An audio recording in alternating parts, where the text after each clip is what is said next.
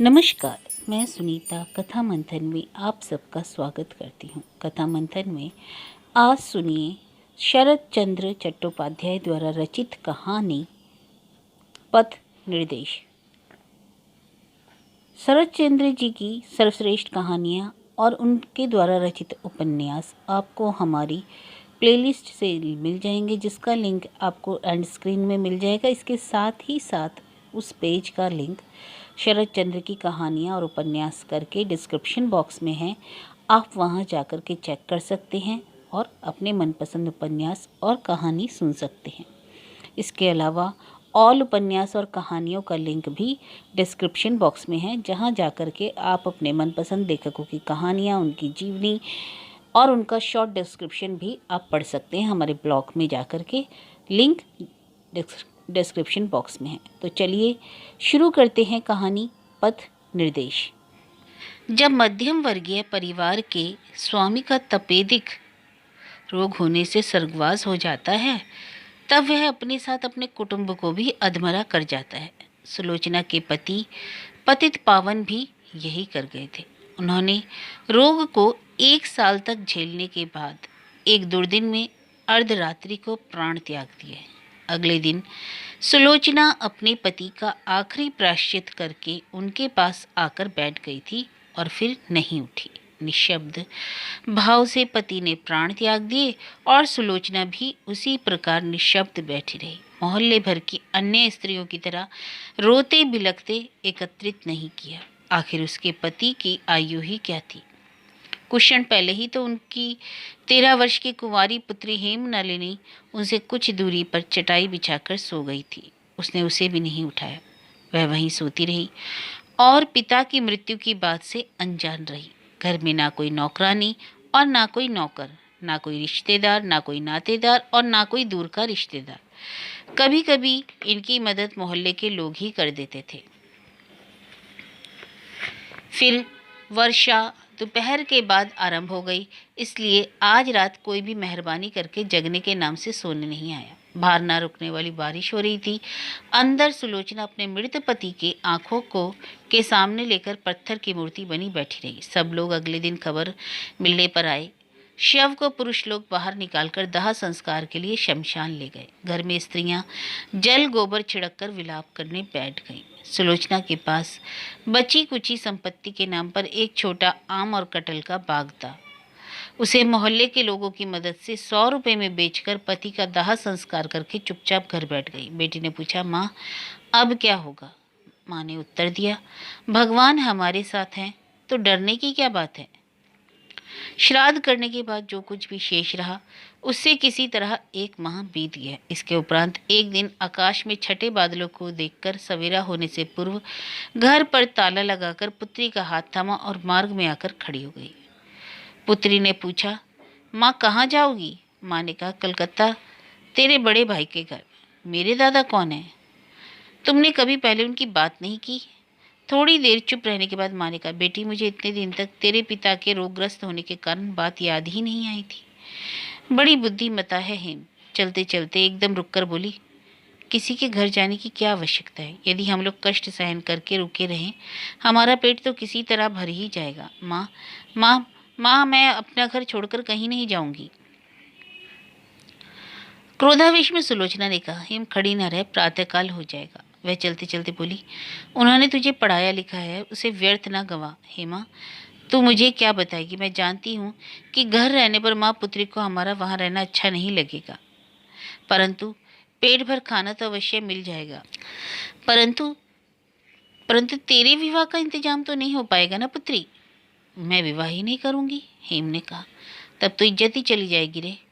हेम, माँ जाएगी तो जाए, हम दोनों माँ पुत्री मेहनत मजदूरी करके खाएंगी। हम लोगों की इज्जत रहने या गंवाने से क्या अंतर पड़ेगा? धरती पर कई ऐसे लोग हैं जिनकी बेटियों का विवाह ना होने पर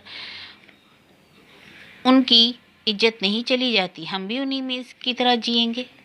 सुलोचना की को इतने कष्ट में भी पुत्री की बात सुनकर हंसी आ गई। बोली, गांव तो तब भी छोड़ना ही पड़ेगा। कोई इज्जत चले जाने पर आंगन में झाड़ू लगाने के लिए नहीं बुलाएगा।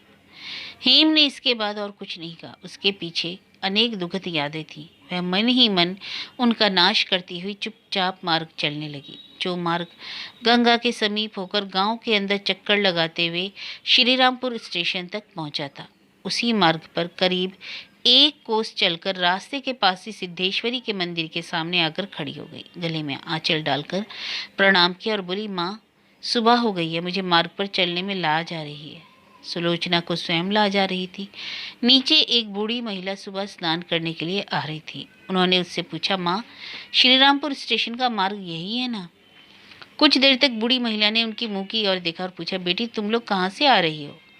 सुलोचना ने बात का कोई जवाब न देते हुए कहा, माँ, क्या कोई और मार्ग नहीं है स्टेशन का?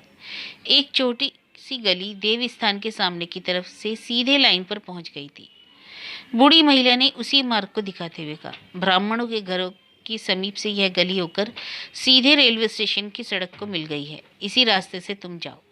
श्रीरामपुर स्टेशन सड़क पर सीधे जाने पर बाईं ओर मिलेगा। जाओ बेटी, डरो मत, कुछ नहीं, कोई कुछ नहीं कहेगा। सुलोचना मन में कोई भी शंका ना लिए पुत्री का हाथ पकड़कर गली के अंदर चली गई। गुनेंद्र का भव्य और बड़ा मकान एमएस स्ट्रीट पर लगभग खाली ही पड़ा था। वह तीसरी मंजिल के एक कमरे में सोता और दूसरे कमरे में पढ़ाई लिखाई करता था। दूसरी मंजिल के कमरे बिल्कुल खाली थे। नीचे की मंजिल में 2 नौकर, एक दरबान और एक रसोइया एक एक कमरे में रहते थे। इसके अतिरिक्त अन्य कमरों में ताले लगे थे। गुनेंद्र के पिता लोहे का व्यापार करते थे। वे अपनी मृत्यु के समय इतना पैसा छोड़ गए थे कि एक संतान न होकर 10 संतान होती तो भी किसी को कमाने की जरूरत नहीं पड़ती। गुनेंद्र लोहे के व्यापार को बेचने पर मिली धनराशि को बैंक में रखने के बाद निश्चिंत होकर अदालत में वकालत करने निकला था। वह दिन में 10 बजे कोई पुस्तक पढ़ने में मग्न था। नौकर ने कहा, बाबूजी, आपके स्नान करने का वक्त हो गया है, जा रहा हूँ, कहकर गुनेंद्र ने पढ़ना जारी रखा। कुछ देर बाद नौकर ने फिर कहा, आपसे 2 महिलाएं मिलना चाहती हैं। मुझसे? गुनेंद्र ने हैरान होकर पुस्तक से मुंह उठाया। हाँ बाबूजी, आपसे। आपकी? सुलोचना उसकी बात पूरी होने से पहले ही कमरे में प्रविष्ट हो गई। गुनेंद्र पुस्तक बंद करके खड़ा हो गया। उस नौकर को देखकर सुलोचना ने कहा, जा जा, तू अपना काम कर। वह नौकर के जाने के बाद बोली, गुने बेटा, कहाँ हैं तुम्हारे पिताजी? गुनेंद्र स्तब्ध होकर एकटक उनकी ओर देखता रहा, कुछ नहीं बोल सका। सुलोचना थोड़ी मुस्कुराकर बोली, बेटा, मेरे चेहरे को देखकर नहीं पहचान सकोगे। हम लोग लगभग 12 वर्ष पहले तुम लोगों के पास वाले घर में रहते थे। जिस वर्ष तुम्हारा यज्ञोपवीत हुआ था उसी वर्ष हम लोग भी घर चले गए थे। क्या तुम्हारे पिताजी दुकान पर गए हैं? गुनेंद्र ने कहा, नहीं, 3 वर्ष पहले ही उनका स्वर्गवास हो गया। स्वर्गवास हो गया? और तुम्हारी बुआ जी? वे भी नहीं है। पिताजी से पहले उनका ही देह अवसान हो चुका था। सुलोचना ने लंबी सांस खींचते हुए कहा, देख रही हूँ कि केवल मैं ही बची हूँ। तुम 7 वर्ष के थे जब तुम्हारी माता की मृत्यु हुई थी। तुम मेरे पास यज्ञोपवीत न होने तक ही रहे थे। अरे गुनी, तुम सही मतलब कि सखी माँ का स्मरण है? गुनेंद्र ने उसी धरती पर माथा टेककर सुलोचना के चरण छुए और माथे की धूली लगाई। फिर खड़े होकर कहा, तुम ही हो वे माँ? गुनेंद्र को सुलोचना के हाथ बढ़ाकर गले से लगाया और कहा, हाँ बेटा, मैं वही हूँ। माँ, बैठो ना। गुनेंद्र ने कुर्सी को आगे करके कहा। सुलोचना हंसते हुए बोली, मैं तेरे आश्रय में आ गई हूँ तो बैठना ही है। तूने अभी तक विवाह नहीं किया? उसके लिए तो समय ही नहीं मिला अभी तक। सुलोचना, अब समय मिल जाएगा। क्या कोई महिला नहीं है घर में? नहीं। रसोई कौन बनाता है? एक ब्राह्मण। ओह। सुलोचना बोली, अब ब्राह्मण की आवश्यकता नहीं होगी, आज से मैं ही रसोई बनाऊंगी। वह बात बाद में होगी, सबसे पहले मुझे कुछ बातें कहनी है, उन्हें कह लूँ। जब मेरे पति की नौकरी चली गई तो हम लोग अपने गांव वाले घर में चले गए। हमारे पास उस समय कुछ रुपए और ज़मीन जायदाद थी, उसी से हमारा गुजर बसर हो रहा था। इसके पश्चात उन्हें पिछले वर्ष तपेदिक हो गया। उनकी बीमारी और वायु परिवर्तन के खर्च ने सब कुछ खत्म कर दिया। 1 माह पहले ही उनकी मृत्यु हो गई है। अब तुझसे यही विनती है कि मुझ अनाथ को 2 वक्त का भोजन देना। सुलोचना की आंखें भर आई। गुनेंद्र भी रोने लगा। उसने दुखी भाव से कहा, क्या माँ को पुत्र भोजन नहीं देते? क्या माँ, तुम यही सोचकर यहाँ आई हो? सुलोचना आंचल से आंसू पोंछते हुए बोली, नहीं पुत्र, मन में ऐसा सोचकर नहीं आई। मैं शायद ऐसा होने पर इतने कष्ट में भी नहीं आती। मैं तुझे छोटा सा देखकर गई थी।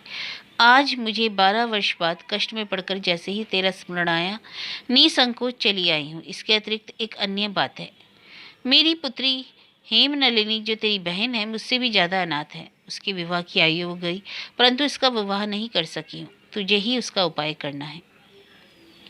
माँ, उसे अपने साथ क्यों नहीं लाई? गुनेंद्र ने कहा। सुलोचना, लाई हूँ, परंतु वह बड़ी अभिमानी लड़की है। वह कहीं हमारी बातें ना सुन ले, तभी मैं उसे नीचे बैठाकर ऊपर आई हूँ। गुनेंद्र ने क्रोधित स्वर में नौकर पर चिल्लाते हुए कहा, ओ नंदा, हेम नीचे बैठी है, उसे बुलाकर ला। सुलोचना, तेरा उसके विवाह में जो खर्च होगा, मैं वह कर्जा कभी। गुनेंद्र ने बीच में ही सुलोचना को रोकते हुए कहा, माँ, तब मैं बाहर जा रहा हूँ। तुम्हारे मन में जो भी आए कहती रहो। तुमने मेरी माँ के मरने के बाद जो कुछ भी किया था, यदि मैं उसका कर्ज के बारे में कहूँ तो मुझे तुम्हें लज्जा के कारण कमरे से बाहर जाना पड़ेगा। कहे देता हूँ, इसलिए यही सही होगा कि तुम भी चुप रहो और मैं भी।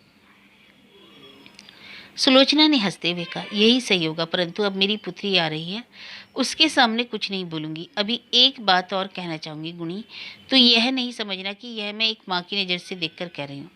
तू स्वयं हेम के यहाँ आने पर देख पाएगा कि तेरी बहन गुण रूप में किसी आदमी के लिए अयोग्य नहीं साबित होगी। उसे उसके पिता ने बहुत पढ़ाया लिखाया। उनका जीवन के अंतिम कई सालों में यही एकमात्र काम शेष रहा। मेरा मानना है कि वह लड़की जिस घर जाएगी, वह घर खुशियों से झूम उठेगा। अहम, यहाँ पुत्री, तेरे गुनी दादा ने नमस्कार कर। कमरे के भीतर आकर हेम ने गुनी को भीमुष्ट होकर प्रणाम किया, फिर सिर नीचा करके खड़ी रही। गुनेंद्र उसके सुंदर मुख को देखकर आश्चर्यचकित होकर खड़ा रहा। उसके विमूढ़ भाव को देखकर सुलोचना बोली, गुनी, यदि देशाचार का निषेध ना होता तो मैं तुझसे ही हेम का विवाह करती। हेम का मेरी मृत्यु के पश्चात 10 दिनों का अशौच होगा। 3 दिन का अशौच तुझे भी मानना होगा, तभी धर्मतः वह तेरी बहन है। गुनेंद्र ने स्वयं को संभालते हुए हेम की तरफ देखकर कहा, हम दोनों की माता एक ही है। सुना तुमने? मैं माँ के घर जैसा हूँ और तुम भी वैसे ही हो। चलो, तुम लोगों के भोजन की व्यवस्था कर दूँ। अचानक सुलोचना ने कहा, गुनी, तेरे गले में जनेऊ नहीं दिख रहा। गुनेंद्र ने अपने गले की ओर मुस्कुराकर कहा, हम लोग ब्राह्म हैं। ब्रह्म? छी बेटा, तुमने यह कार्य ठीक नहीं किया। खैर, अब प्रायश्चित करके दोबारा जनेऊ पहन लो। गुनेंद्र, यह कृत्य मेरा किया नहीं है, स्वयं पिताजी कर गए थे, परंतु माँ, प्रायश्चित करने की जरूरत नहीं है। मुझे ब्रह्म मत में कोई बुराई नहीं दिखती। सुलोचना मन ही मन मानो गहरी चोट में बैठ गई। कुछ देर पश्चात गहरे श्वास खींचकर बोली, लोगों को पता ही नहीं कि हूँ यह सब दुर्बुद्धि होती है। माँ, दुर्बुद्धि की बात तो बाद में होगी, अब तुम रसोई घर की तरफ चलो। जिस प्रकार राहगीर पेड़ के नीचे पका खाकर हांडी को फेंक कर चल देता है और मुड़कर नहीं देखता कि हांडी टूटी या बची, संसार में 90% आदमी इसी तरह माता सरस्वती से अपने स्वार्थ की सिद्धि करके माता लक्ष्मी के मार्ग पर उन्हें निर्दयता से फेंक देते हैं और पीछे मुड़कर भी नहीं देखते और एक बार भी नहीं देखते कि वे टूट गई या बच गई। परंतु गुनेंद्र ने ऐसा कुछ नहीं किया था। वह वकील बनकर भी हमेशा की भांति श्रद्धापूर्वक माता सरस्वती की सेवा करता। किताबों से उसके पढ़ने का कक्ष भरा हुआ था। हेमनलिनी के लिए यह कक्ष एक बड़ा आश्रय स्थल बन गया। गुनेंद्र की तरकीब से काम करने की आदत नहीं थी, इसलिए एक बार जो किताब अलमारी से बाहर आ जाती, वह जल्दी दोबारा नहीं जाती थी। कुर्सी, मेज और गलीचे में पड़ी रहकर एक लंबी अवधि के बाद यदि किसी तरह नंदा की मदद से फिर अलमारी के अंदर पहुंच भी जाती, तो आवश्यकता पड़ने पर और बाहर नहीं हो पाती। इस प्रकार दूसरी किताबों से मिल जाती। उसकी किताबों की एक सूची भी थी, परंतु उसके उपयोग का कोई अन्य उपाय नहीं था। 2-4 दिनों के भीतर ही हेम ने इस असंगठित श्रृंखला को ठीक ठाक कर दिया। एक अलमारी को एक दिन रिक्त करके उसमें सारी पुस्तकों को इकट्ठा लगा दिया। तभी कमरे के भीतर गुनेंद्र आए। हेम उसको देखकर बोली, गुनी दादा, इस अलमारी में किन किताबों को और उन किताबों को इस अलमारी में रखने में बहुत आसानी होगी। क्यों आसानी क्यों होगी? वहाँ आसानी नहीं होगी? इन किताबों को देख नहीं रहे? इसमें रखने कितना? हाँ, देख रहा हूँ, बहुत आसानी होगी, गुनेंद्र ने गंभीरता से कहा। एक कुर्सी पर बैठकर हेम ने कहा, जाओ, तुम्हारा भला नहीं करना चाहिए, कुछ नहीं करूंगी। गुनेंद्र मुस्कुराते हुए एक पुस्तक उठाकर चला गया। दिन रात इसी कक्ष में हेमनलिनी ने अपना डेरा डाल रखा था, इसलिए आजकल गुनेंद्र अपने शयन कक्ष में ही पढ़ता लिखता था। हेम ने एक दिन रविवार की दोपहर को बाहर से आवाज़ देकर कहा, गुनीदा भीतर आ सकती हूँ? कमरे के भीतर प्रविष्ट होते ही गुनी बोला, आओ। हेम ने कहा, तुम सदैव शयन कक्ष में ही क्यों पढ़ाई लिखाई करते हो? क्यों, बुराई क्या है? क्या उस कक्ष में पढ़ने से विद्या घट जाती है? क्या तुम्हारी पढ़ाई वाले कक्ष में पढ़ने से अब तक विद्या घटी थी? गुनेंद्र, घटी तो नहीं थी, परंतु कच्ची जरूर थी। अब इस कक्ष में वह पक रही है। हेम पहले तो हंस दी, परंतु उसकी बात को ठीक से ना समझ सकी और गंभीरता से बोली, सब तुम्हारे लिए मजाक है, क्या तुम कोई सीधी बात नहीं बोल सकते? गुनेंद्र बिना कोई जवाब दिए हंसने लगा। हेम, परंतु मैं सब जानती हूँ, मैं उस कक्ष में सोती हूँ, इसलिए तुम वहाँ नहीं जाते। मुझसे तुम्हें लज्जा लगती है, परंतु मुझे तुमसे बिल्कुल लज्जा नहीं आती। गुनी, क्यों नहीं लगती? लगनी चाहिए। हेम ने माथे से अपनी एक लटके पीठ की और हटाते हुए कहा, तुमसे लज्जा क्यों लगेगी? क्या तुम पराए हो? गुनी, यह नहीं हो सकता कि तुम उस कक्ष में पढ़ो। कहकर वह गुनी के सामने पड़ी किताबों को उठाकर बाहर चली गई। गुनी हेम के लिए सदैव पहनने के लिए कंगन, हार और चूड़ियाँ खरीद लाया था। सुलोचना ने इन्हें देखकर कहा, बेटा इन सब चीज़ों की क्या ज़रूरत है? गुनी, माँ इन आभूषणों से क्या होगा? इसे तो और भी अधिक चाहिए। लड़की का खाली हाथ हम नहीं देख सकते और इसको खाली हाथ विदा भी तो नहीं किया जा सकता। सुलोचना निशब्द रह गई, किंतु वह मन ही मन चिंतित हो उठी। ये दोनों इतने कम समय में इतने हिल मिल गए, कब तक इसी बात को ना जाने सोचती रही थी। उन्होंने एक दिन गुनी से कहा, बेटा यह आने वाला अगन ना चला जाए, उसका विवाह जैसे भी हो करना होगा। लड़की की उम्र अधिक हो गई है। गुनी बोला, माँ तुम इस बात की चिंता मत करो, परंतु उसे जल में हाथ पांव डालकर तो बांध कर डाला नहीं जा सकता, एक योग्य वर तो खोजना ही पड़ेगा। सुलोचना ने गहरे श्वास लेते हुए कहा, गुनी योग्य या अयोग्य यह उसके भाग्य की बात है, हम लोग अपना फर्ज निभाएंगे, इसके बाद ईश्वर की मर्जी। यह तो ठीक है माँ। इतना कहकर गुनी चला गया। उसके मुख पर से होकर काली छाया गुजर गई। सुलोचना ने इस पर ध्यान देकर एक और गहरी श्वास खींची और फिर अपने कार्य में लग गई। मन में बोली, नहीं नहीं, यह सही नहीं हो रहा है। हेम को जितना शीघ्र हो सके पात्रस्थ करना ही होगा। हेम अचानक काफ़ी दिनों बाद गुनी के कक्ष में जाकर बोली, अरे अभी तक लेटे हुए हो, वस्त्र नहीं बदलने, शीघ्र उठो। बिस्तर पर लेटे हुए चुपचाप गुनी उसकी ओर देखता रहा। अलमारी खोलकर हेम ने थोड़े से रुपए निकाले और आंचल में बांध लिए। चाबी से अलमारी को बंद करके समीप आकर बोली, गुनीदा तुम्हारे पैरों पड़ती हूँ और देर न करो, उठो, दुकान बंद हो जाएगी। हेम को तैयार देखकर गुनी को कुछ अनुमान लग गया था, फिर भी उसने पूछा, कहाँ जाना है? हेम, हैरानी की बात है, मैंने 1 घंटे पहले ही तो गाड़ी तैयार करने को बोला था, अब पूछ रहे हो कहाँ जाना है? गुनी, हो सकता है कि कोचवान को मालूम हो कि कहाँ जाना है, मैं तो कोचवान नहीं हूँ, मैं कैसे जान सकूँगा? हेम ने हंसते हुए कहा, गुनीदा तुम कोचवान क्यों होंगे? चलो दुकान बंद हो जाएगी। किसकी दुकान? अरे भाई पुस्तकों की दुकान। मानदा ने तुम्हें नहीं बताया? उसे मैंने तुम्हें सूचना देने को कहा था। बहुत अच्छी और नई बंगला किताबें निकली हैं, मैंने उसकी एक सूची तैयार की है। गुनी ने उसके हाथ में एक कागज का टुकड़ा देखकर कहा, देखो तुम्हारी सूची। नहीं दिखाऊंगी, तब तुम खरीदने नहीं दोगे, परंतु तुम्हें मैं छिपाकर खरीदने पर भी पढ़ने नहीं दूंगा। थोड़ी देर चुप रहने के बाद हेम ने कहा, अच्छा चलो गाड़ी में दिखा दूंगी। वे गाड़ी में पुस्तकें लेकर शाम के समय लौटे।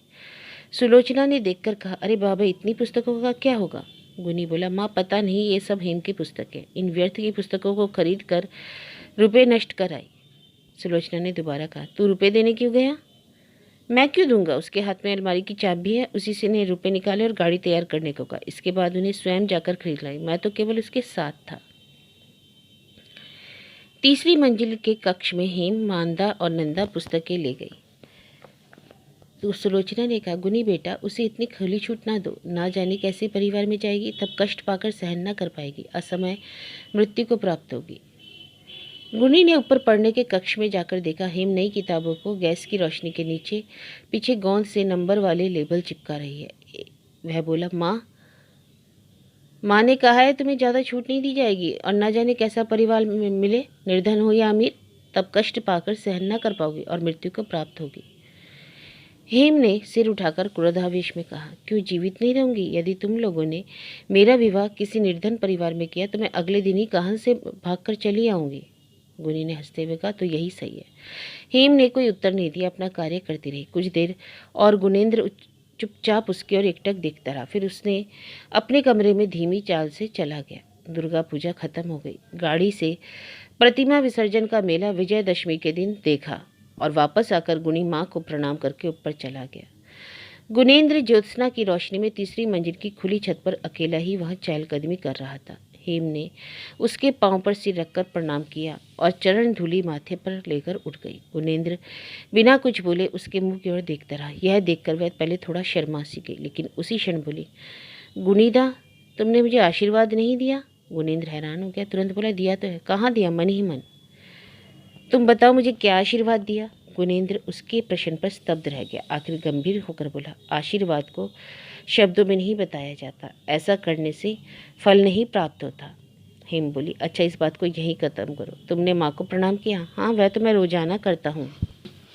नहीं नहीं, उससे नहीं होगा। हेम ने बेचैन होकर कहा, आज विजयादशमी है और उन्हें विशेष रूप से प्रणाम करना पड़ता है। शीघ्र जाओ, नहीं तो उन्हें बहुत दुख होगा। गुनेंद्र नीचे चला गया। हेम गुनी के कक्ष में कार्तिक के बीचों बीच एक दिन आंधी की भांति घुसकर आई और बोली, तुम लोगों के पास कहने को कोई और विषय नहीं है क्या, या करने को और कोई कार्य नहीं है? क्यों, मैंने तुम लोगों का क्या बुरा किया है? कहकर वह विलाप करने लगी। हेम ने रोते हुए कहा, जैसे तुम्हें तो कुछ पता ही नहीं है ना। आखिर क्या बात है? माँ ने मुझे बताया था शांतिपुर या कहाँ सब ठीक ठाक हो गया है। यदि मैं विवाह ना करना चाहूँ तो क्या तुम लोग जबरदस्ती मेरे हाथ पांव बांधकर विवाह कर सकते हो? गुनेंद्र ने बात समझकर मुस्कुराते हुए कहा, ओह यह बात है, तुम बड़ी हो गई हो, तुम्हारा विवाह तो करना ही होगा। नहीं नहीं, क्यों नहीं? विवाह न करने पर इज्जत तो चली जाती है।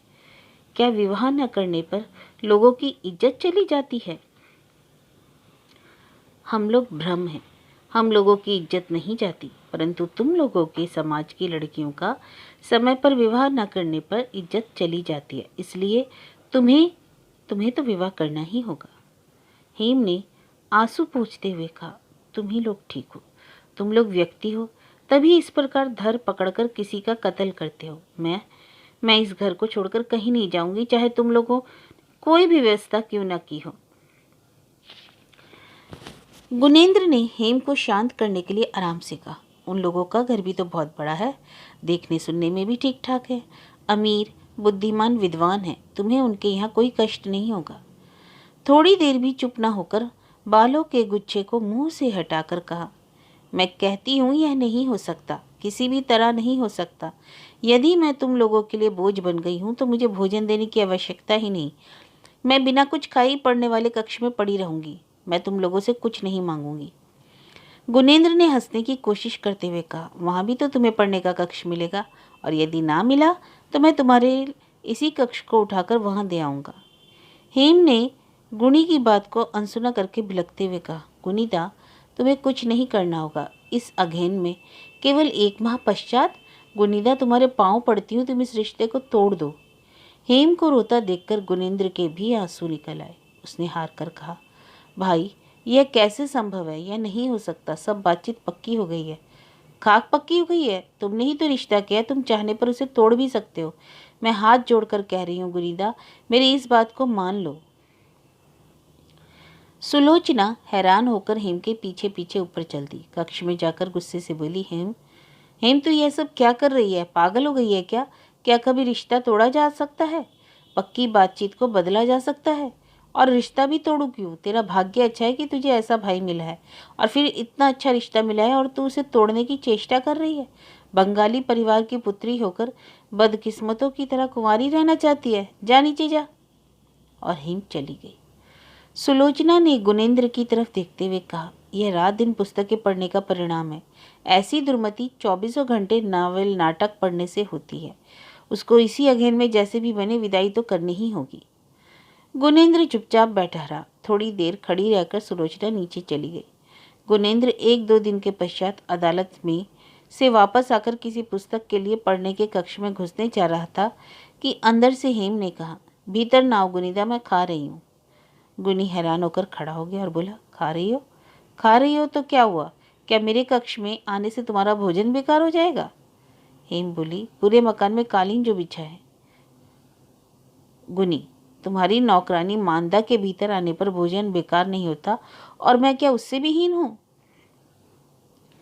हेम ने उदास होकर हंसते हुए कहा, अच्छा आओ, मैं भोजन कर चुकी, कहकर उसने खाने की थाली को उठाकर मेज के उस तरफ रख दिया।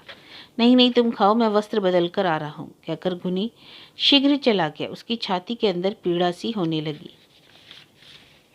अगले दिन प्रातः 10 बजे गुनी के भोजन करके उठते ही ना जाने कहां से हेम ने आकर उस बिछाए आसन पर बैठकर कहा, ब्राह्मण ठाकुर, मुझे इसी ही थाली में भोजन परोस जाओ। ब्राह्मण ठाकुर ने आश्चर्यचकित होकर कहा, अभी तो उसमें बाबू भोजन करके गए हैं।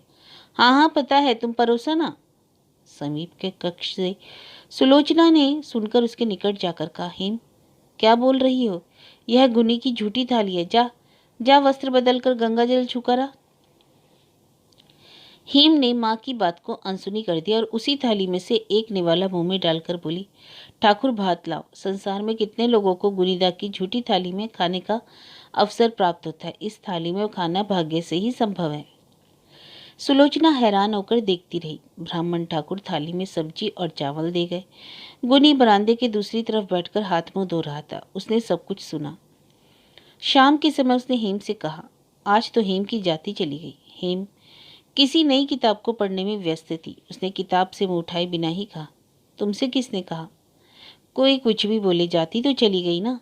हेम ने सिर उठाकर कहा, नहीं, तुम्हारी झूठी थाली में भोजन करने से किसी की जाति नहीं जाती। जिन्होंने जाति प्रथा चलाई है उनकी भी नहीं। गुनी थोड़ी दूरी पर रखी कुर्सी पर बैठकर बोला, वह जो भी हो, परंतु काम ठीक नहीं हुआ। जिसकी जो जाति है उससे उसके अनुसार व्यवहार करना चाहिए। इसके अतिरिक्त माँ को भी कष्ट होता है। हेम कुछ देर तक चुप रहने के बाद अचानक क्रोधित होकर बोली, जैसे यह तुम्हारा घर नहीं है, यह तुम्हारा स्थान नहीं है, जैसे तुम सबके नीचे हो, सबसे छोटे हो सकता है इसे तुम सहन कर लो, मैं कभी नहीं कर सकती। तुम्हारी थाली में खाने पर माँ को कष्ट होता है, ना खाने पर माँ से भी जो बड़े हैं उन्हें कष्ट पहुँचता है। अच्छा तुम यहाँ से जाओ, मैं और बकबक नहीं करना चाहती, तुम मुझे पढ़ने दो, कहकर वह खुली किताब के पेजों पर तुरंत झुक गई। गुनेंद्र थोड़ी देर चुपचाप बैठने के बाद धीरे से ही उठकर चला गया। उसके नेत्रों में आज अचानक एक काला पर्दा उठकर ना जाने कहां गुम हो गया। हेम का विवाह अगहन महीने के आखिर में नवद्वीप के एक संपन्न परिवार में हो गया।